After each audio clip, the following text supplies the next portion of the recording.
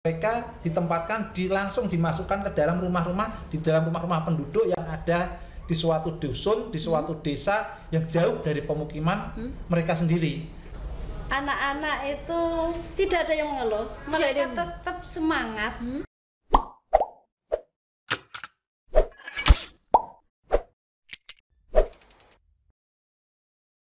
Assalamualaikum warahmatullahi wabarakatuh. Halo Sobat Mansaru, jumpa lagi dengan saya Azimatul Hikmah. Inilah podcast Mansaru. Terus belajar, cerdaskan diri, raih prestasi yang cemerlang.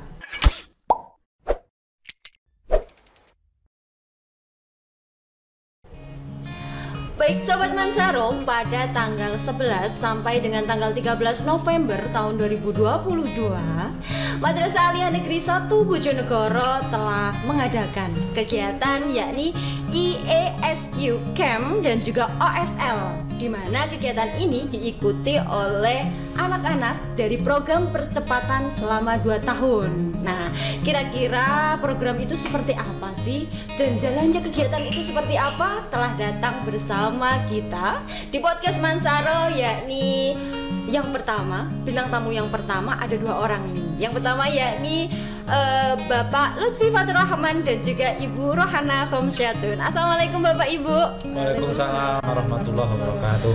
Sebelumnya nih, berhubung sekarang kan bertepatan dengan Hari Guru, saya ingin mengucapkan selamat Hari Guru untuk Pak Lutfi dan juga Bu Rohana. Sama-sama. Terima kasih. Ini Pak, seperti yang saya katakan tadi, kegiatan IESQ Camp dan juga OSL. Sebenarnya ini kegiatan seperti apa sih Pak, Bu? Oke, assalamualaikum warahmatullahi wabarakatuh pada semua Sobat Mansaro. Kegiatan IESQ Camp, kita terjemahkan dulu IESQ. Ya, I itu adalah intelijen atau kemampuan berpikir akal. Kemudian E-nya itu emosional. Jadi siswa itu harus bisa mengendalikan emosi ketika mereka berada di suatu lingkungan. Kemudian yang terakhir adalah spiritual, yaitu kemampuan untuk berempati ketika mereka melihat sesuatu yang ada di lingkungan, apa yang mereka lakukan. Itu adalah IES-nya, dan Q-nya adalah Al-Quran. Semuanya harus berdasar pada Al-Quran. Nah, kegiatan ini dilaksanakan oleh siswa-siswi yang kali ini dilaksanakan oleh siswa-siswi kelas percepatan 2 tahun atau SKS 2 tahun di di Dusun Bajul Mati, Desa Gajahrejo, Kecamatan Gedangan, Kabupaten Malang. Kegiatan ini dilaksanakan supaya siswa-siswa itu bisa mengenal bagaimana ketika mereka berada di suatu lingkungan yang mana lingkungan itu belum pernah mereka tempati atau belum pernah mereka kenal sebelumnya. Nah, mereka belajar mengasah otaknya, mengasah akalnya, mengendalikan emosinya ketika bekerja sama dengan teman-temannya, dan yang terakhir kemampuan mereka untuk berempati ketika mereka melihat masyarakat, melihat suatu keadaan yang mana mereka harus bisa ikut masuk dalam masyarakat tersebut, bergabung dengan masyarakat, saling tolong menolong, bekerja sama dengan teman-temannya yang lain. Kalau di sekolah mereka hanya belajar mengasah otaknya, tapi di sini mereka langsung terjun ke lingkungan, mereka mengendalikan emosinya, saling bekerja sama, mengesampingkan egonya, dan yang terakhir mereka berempati, melihat keadaan masyarakat, mereka saling membantu, saling bekerja sama dengan masyarakat, belajar dari masyarakat. Itulah kegiatan IESQ. IESQ. Ya. Terus tadi kan IESQ Camp-nya. Terus kemudian yang OSL. Nah, ini mungkin Bu Rohana bisa menjelaskan nih, OSL itu seperti apa sih, Bu? Terima kasih Sobat Mansaro. OSL kali ini kita kemas berbarengan dengan IESQ. Jadi anak-anak juga dilatih dalam untuk kemasyarakatan juga di dalamnya ini. Nah, anak-anak di situ langsung kita terjunkan ke masyarakat. Dia di sana pengabdian masyarakat ya, lebih tepatnya ya. Seperti itu. Pengabdian masyarakat di sini mulai dari tempat tinggalnya, mereka langsung berbarengan dengan keluarga-keluarga yang di sana. Jadi dia menemukan keluarga baru di Bajul Mati. Sebentar nih Bu, sebelum kita lebih lanjut nih, OSL sendiri itu singkatannya apa sih Bu? Mungkin bisa dijelaskan ke Sobat Mansaro. OSL sendiri itu adalah orientasi studi lingkungan. Orientasi studi lingkungan. Ya. Oh. Jadi di sana kita kenalkan langsung ke lingkungan baru yang mana itu bisa saja beda dengan lingkungan yang kita tempati sebelumnya. Ya. Jadi di sana anak-anak kita pengabdian ke masyarakat, kebetulan di Dusun Bajulmati itu ada PAUD dan juga ada TK. Jadi anak-anak kita latih langsung bagaimana dia mengenal anak-anak didik baru, anak-anak yang usia dini. Mereka juga diberikan waktu mengajar di sana. Oh, ya. Berarti siswa-siswi dari MAN 1 ini diberi kesempatan untuk langsung masuk ke kelas-kelas seperti itu mengajar. Wah, seperti itu dari OSL itu. Berarti antara IESQ dan juga OSL ini berarti saling berkaitan. Oh. Dan kita kemas jadi satu rangkaian kegiatan. Oh. Di kebetulan di desa di Dusun Bajulmati itu baru saja terjadi bencana. Nah, itu spiritual questionable, kemampuan berpikir rohaninya atau siswa empati. Mereka berempati, masyarakat sini masyarakat yang baru saja terkena bencana. Bagaimana siswa itu di samping mereka di PAUD ya, mereka juga membantu masyarakat sekitar, tetapi juga mereka belajar bagaimana mereka hidup di suatu lingkungan yang mana lingkungan itu baru dan lingkungan itu bisa memberikan manfaat bagi mereka. Oh, gitu. Seperti itu. Boleh tahu dong Pak nih Bu, sama wujud kegiatannya seperti apa sih, selain mungkin tadi yang seperti yang dijelaskan dari Bu Rohana adalah terjun langsung ke TK dan juga PAUD yang ada di sana. Selain itu kegiatan apa yang dilakukan mereka, Bu? Pak? Ada dilaksanakan outbound. Kemudian bakti sosial. Awalnya di madrasah kita mengumpulkan pakaian-pakaian bekas, kemudian satu persatu dari siswa itu membawa 1 gelas beras, yang mana beras itu kemudian dikumpulkan, dijadikan berapa Bu? Jadi 180 kemas. 180 kemas. Wah. Itu per kemasan 3 kg. Wah, itu dilakukan apakah hanya si peserta IESQ Camp ini dan juga OSL, apakah seluruh warga dari MAN 1, siswa dari MAN 1? Kebetulan untuk pengumpulan pakaiannya tadi bukan, jangan dikatakan pakaian bekas lah, pakaian layak pakai.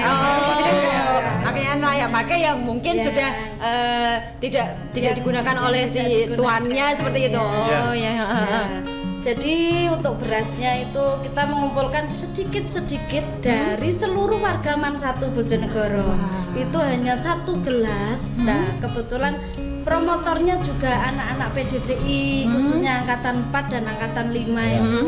Mereka mengemasi beras, kemudian dan terkumpullah jadi 180 paket itu.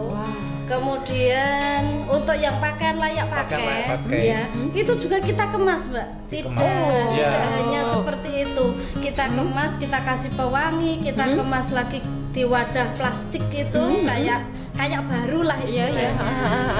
Oh, berarti tetap kayak disetrika dan berarti dikemas di plastik dan seperti baru lagi. Jadi tidak terlihat mungkin pakaian layak yang sangat-sangat layak pakai seperti itu. Bahkan ada yang baru Bu ya, ada yang membawa pakaian baru juga, lalu menyumbangkan. Bagaimana anak-anak itu bisa berempati melihat ada suasana banjir, suasana korban bencana alam. Anak-anak ada yang pakaiannya yang sudah masih layak pakai tetapi sudah tidak bisa mereka pakai, mungkin kekecilan atau mungkin kebesaran. Nah, sehingga tidak mereka pakai, mereka bawa, mereka sumbangkan. Kemudian ada juga yang membawa pakaian baru. Ini yang luar biasa. Tingkat antusiasme dari siswa-siswi sendiri untuk melakukan kegiatan ini seperti apa, Bu? Alhamdulillah itu anak-anak sangat antusias untuk masalah ini. Jadi mereka mulai dari persiapannya itu dia ngemas dengan sangat bagus dan kompak banget. Dua angkatan ini kebetulan ke angkatan 4 dan angkatan 5 itu di setiap sela-sela jam pelajaran gitu, ayo kita ngemas. Berarti pakaian. kegiatan ini dilakukan pada saat sela-sela, mungkin pada saat istirahat dan sebagainya. Iya. Bukan pada saat jam pelajaran, bukan ya? Bukan. Wah, sangat luar biasa sekali. Berarti meskipun kita akan mempersiapkan kegiatan tersebut, tapi pelajaran juga tetap harus berjalan. Terus ini, saya penasaran, mengapa yang dipilih adalah dusun mana? Mohon maaf, Bajul Dusun Mati. Bajul Mati. Kenapa kok yang pilihan adalah dusun tersebut? Begini, kebetulan dusun Bajul Mati itu adalah suatu daerah yang mana di situ merupakan desa yang masuk dalam kategori desa moderasi beragama. Jadi di situ ada kerukunan umat beragama yang ada di situ. Ada beberapa agama yang ada di situ, di samping ada agama Islam, ada masyarakatnya juga yang beragama Kristen. Tetapi mereka hidup berdampingan. Satu dengan yang lain saling berdampingan, saling membantu. Bahkan mereka juga menerima. Jadi setiap ada orang yang mau masuk ke sana, kemudian mau belajar tentang moderasi beragama, hidup berdampingan antara satu keluarga dengan keluarga yang lain, saling bantu membantu, saling mendukung antara satu keluarga dengan keluarga yang lain meskipun mereka berbeda agama. Oh, berarti di sana itu tingkat toleransi antar umat itu sangat bagus. Bagus. Terus ini kan tadi kalau nggak salah pada saat awal tadi Pak Lutfi dan Bu Rohana mengatakan bahwa siswa ini tidak, maksudnya masuk ikut tinggal bersama dengan para warga. Ini kok bisa seperti ini? Bagaimana dari respon dari warga juga seperti apa? Ini kok datang malah ikut? Apakah merasa mungkin bahasanya dirobotkan dan sebagainya? Apakah merasa seperti itu, Pak Bu? Nah, kebetulan di sana itu tokoh agama yang ada di sana itu kenal dengan bapak kepala kita, teman baiknya. Iya. Kemudian teman seangkatannya juga dengan guru kita yang ada di Mansatu sini. Jadi hubungannya berarti sebelumnya sudah terjalin lah seperti itu. Terjalin. Lah pada saat kita datang ke sana itu, alhamdulillah masyarakat di sana open banget terhadap kita, menerima kita. Kemudian malam kita sampai sana kan malam itu ditungguin sama keluarga baru anak-anak itu. Luar biasa. Oh, berarti ini dari anak-anak nggak di satu, biasanya kan ngecamp di satu rumah dan sebagainya, tidak? Tidak, mereka tinggal di tiap-tiap rumah. Jadi ada 4 siswa ditempatkan di satu rumah, kemudian 4 siswa, ada yang mungkin hanya 3 siswa. Mereka bertempat di satu rumah dengan rumah yang lain. Dan yang luar biasa di tempat itu, mohon maaf, tidak ada sinyal HP sama sekali. Bayangkan bagaimana mereka bisa berkomunikasi. Yang ada hanya wifi. Itu pun tidak semua keluarga punya. Jadi ketika siswa baru datang, itu ada yang satu tanya saya, Pak, ini kok tidak ada sinyal HP-nya. Nah, itu kamu harus bisa bagaimana cara kamu berkomunikasi dengan temanmu yang lain. Tetapi ada beberapa rumah yang sudah disediakan wifi. Tentunya siswa tersebut harus bertanya. Nah, mereka kan tidak mungkin hanya bertanya, Pak, sinyal wifi password wifi-nya apa? Pasti mereka akan belajar yang lain, akan bertanya-tanya dulu. Nah, ada yang diajari untuk memasak, ada yang diajari untuk membersihkan rumah. Nah, bagaimana supaya caranya mereka tidak hanya numpang di situ saja, tapi mereka harus belajar apa yang ada di dalam keluarga tersebut. Wah, luar biasa sekali kegiatan ini. Jadi seolah-olah gini, Mbak. Jadi anak-anak waktu datang di sana seolah-olah seperti anak angkat mereka. Jadi langsung baur. Gitu. Seperti itu. Berarti dari keluarga-keluarga yang ada di Dusun Bajul Mati juga sangat welcome berarti ya dengan anak-anak. Ini tadi dikatakan bahwa ini adalah kegiatan yang diikuti oleh anak PDJI di angkatan 4 dan juga 5. Berarti sebelumnya ada angkatan-angkatan sebelumnya kan ya Bu? Ya Bu sama Pak. Ini apakah ada juga kegiatan seperti ini sebelumnya? Dan adakah yang membedakan mungkin atau sama saja memang setiap tahun ya kita melakukan kegiatan seperti ini, seperti itu? Iya, betul sekali. Jadi kegiatan IESQ terutama yang IESQ-nya itu sudah sering kita laksanakan mulai dari APDJ angkatan 1, angkatan 2, angkatan 3 dan yang terakhir ini angkatan 4 dan 5. Kemudian diikuti juga dengan kegiatan OSL. Tetapi kalau tadi kita sampaikan bahwasanya kegiatan yang untuk angkatan 4 dan 5 di tahun 2022 ini berbeda dengan kegiatan-kegiatan ISSQ yang sebelumnya. Kalau ISSQ sebelumnya itu biasanya kita ditempatkan di suatu tempat yang jauh dari madrasah, tetapi di tempat tersebut tidak langsung masuk ke terjun ke lingkungan, ke masyarakat, tetapi ditempatkan di suatu tempat khusus. Nah, yang ini mereka ditempatkan langsung dimasukkan ke dalam rumah-rumah, di dalam rumah-rumah penduduk yang ada di suatu dusun, di suatu desa yang jauh dari pemukiman mereka sendiri. Jadi sangat jauh sekali tempatnya. Bahkan kita menempuh perjalanannya hampir 12 jam. Hampir 12 jam dari Bojonegoro ke Malang. Dari Bojonegoro ke Malang. Itu luar biasa karena Malangnya Malang Selatan. Sangat jauh sekali, luar biasa anak-anak ini. Dan anak-anak juga sangat semangat ya Bu untuk mengikuti dalam perjalanan ini. Enggak, maksudnya selama 12 jam itu adalah perjalanan yang sangat lama sekali. Apakah ada yang mungkin mengeluh dan lain sebagainya? Apakah ada? Alhamdulillah dengan perjalanan yang segitu panjang ya. Anak-anak itu tidak ada yang mengeluh, mereka tetap semangat. Lah kita pun di perjalanan kenapa kok harus 12 jam? Itu karena ada beberapa kendala. Oh, ada beberapa kendala.